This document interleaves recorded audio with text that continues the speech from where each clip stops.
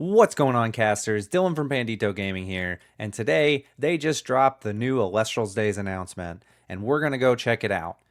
Now, I'm going to be talking to you about this from the collector and investor standpoint, so I know there was a lot of information in this about new upcoming cards and things that were probably very exciting for players, but I'm here to explain to you why I think from an investor collector standpoint, this announcement was kind of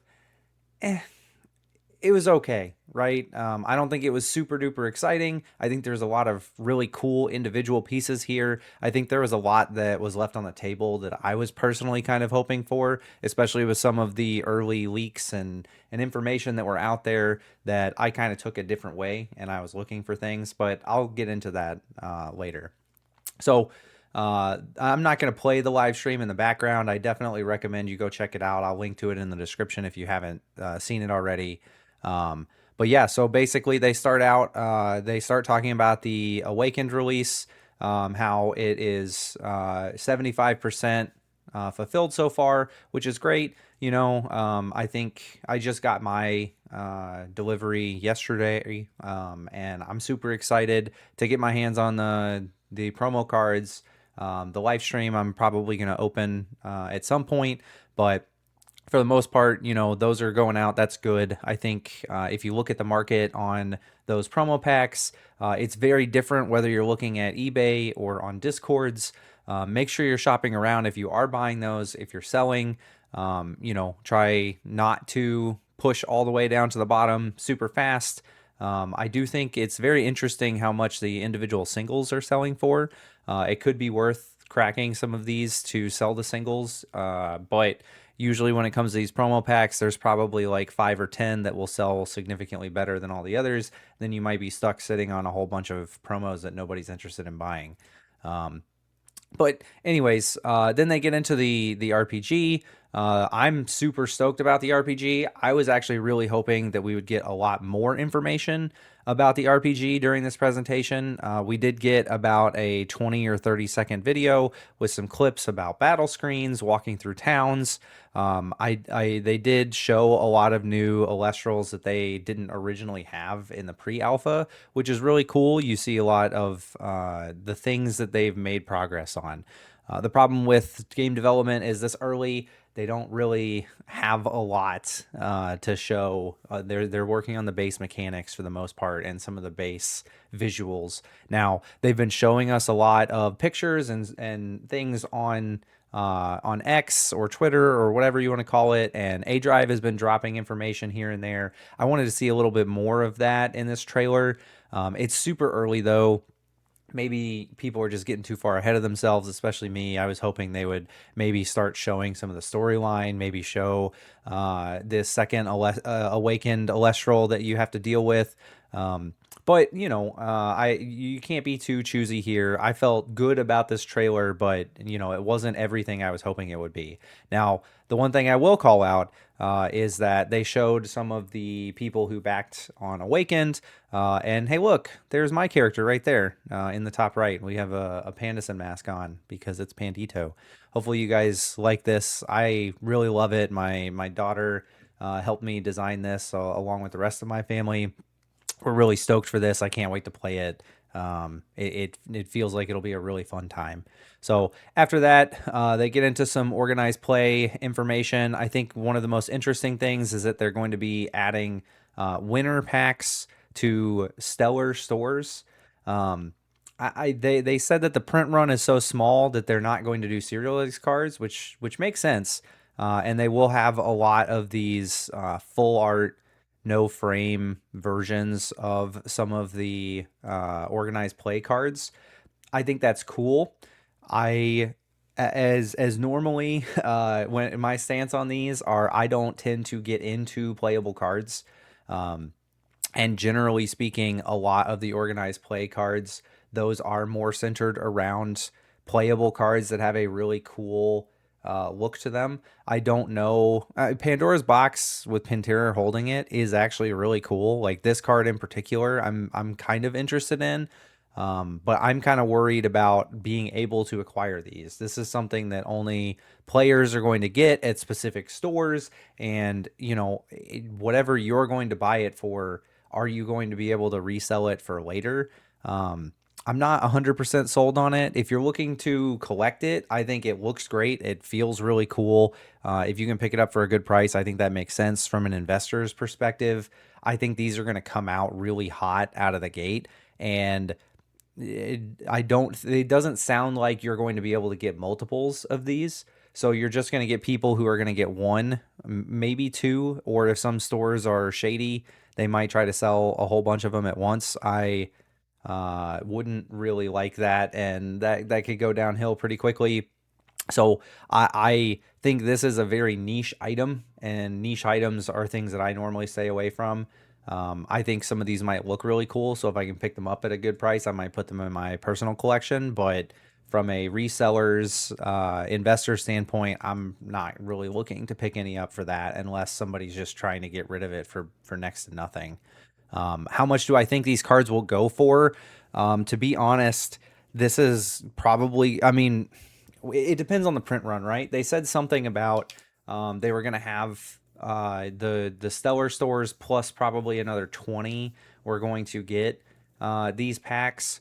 So my guess is that they said they're handing a box full of them to each one.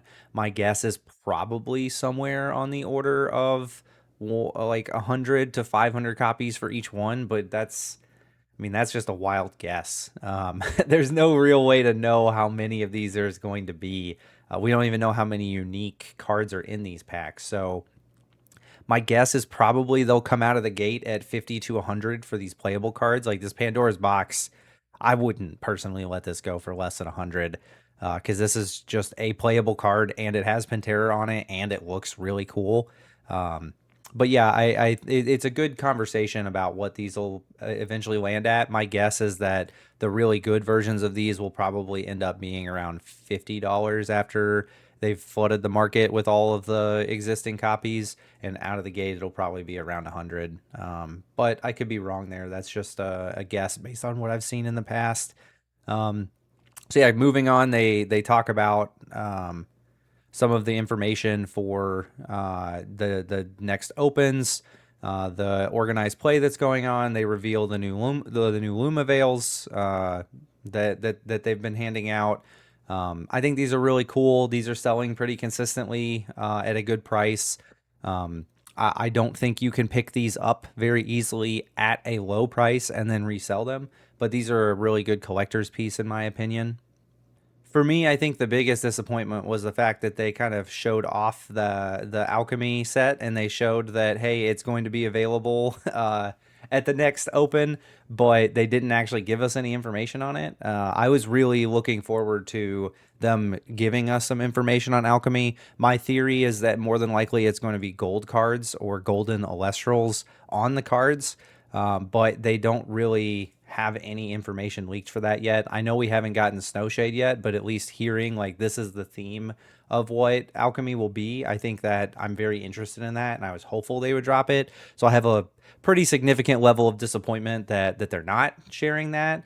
Um, the Midas Touch card, if you guys saw the leaks for it on Twitter over the last couple of days, that's kind of what I was thinking. They showed the P Gust here as covered in gold. I thought that might be the theme of alchemy, where it was just like golden statues of different Elestrals. I thought that would be really cool. Maybe that still is what's going to happen, but we don't know yet. Historically, gold cards in other TCGs don't go super well.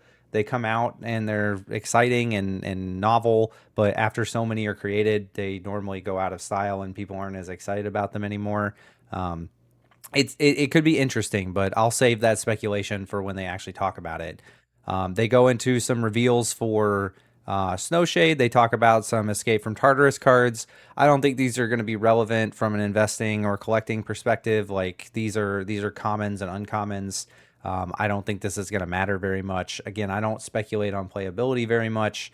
But I think the most exciting part that they revealed on Snowshade was the new line, including Sinistrex. They've talked about Sinistrex before. I think seeing these cards, it's really cool. I think when they X out of 10 this card in particular, I'm going to be trying to pick that up for my collection if I can at a reasonable price. But I think this Ascension line is obviously not on the same level as say a Pantera. I don't know that it's going to be as popular as Lakagon, but could it be more exciting for people than the Ankyloshock line, or more or as exciting as Soul Fury? I think it'll be hard to compete with Soul Fury, but I think it's on roughly that level. I think this will be a popular Elestral long term. We'll have to see how people respond to it, though, but this is definitely one that I'm going to be keeping my eye on. Um, Outside of that, they show off some new runes featuring these cards. They go into several of those, including the Midas Touch card. Again, other than playability, and for me, the only time I really deal with playable cards is in starter decks when I buy them to open packs. I'm not going to get too much into those, but I expect, one or multiple of these cards will be playable. They will have some value in starter decks long term. The plushies are pretty cool. They look kind of weird in this arrangement. They look like a bunch of eggs to me. But yeah, I think the Snowshade announcement was roughly what I expected it to be. I do like that they said, hey, we're going to reveal a card or some kind of reveal every day in August. That kind of follows their trends. So more or less that's expected. After that, they go into the Beyond client. I honestly don't think this has any real impact for collectors and investors at all. I think it's very important to pull new people into the game. And I think that Clash, the base idea of it, an automated client that did things for you and played the games and basically taught you the mechanics, was a really good way to get new people into the game. And I do think this announcement in particular is super valuable for existing players, because now they can play with cards that they've never used before, plan decks before they really try it. That could actually hurt the market long term if people end up trying cards and realizing, hey, I don't actually need to buy this card, so I'm going to skip out. I don't think it's a significant percentage to make a difference. But this does give people a better way to play the game. I just don't think, because it doesn't have the built-in rule set, this by itself will not pull in new people into the hobby. I could definitely be wrong there. Let me know if you disagree. And I know players are very excited about it.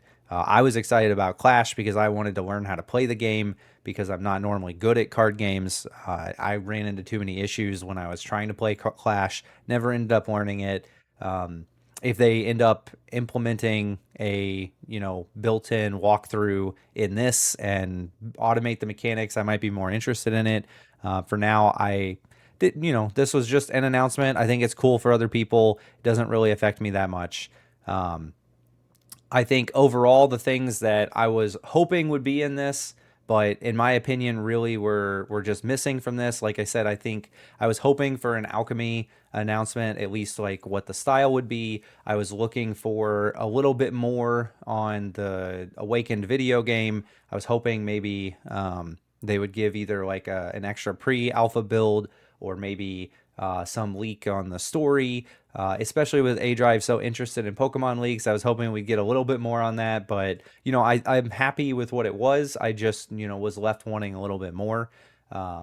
I think the biggest other pieces that I was missing, that I was hoping we would hear, was information about a potential rotation in the future. I think there is a good chance at the end of Divine Champions we need to start having the conversation of, when do cards start rotating out of play in Elestrals? And maybe that's not till the end of the third block.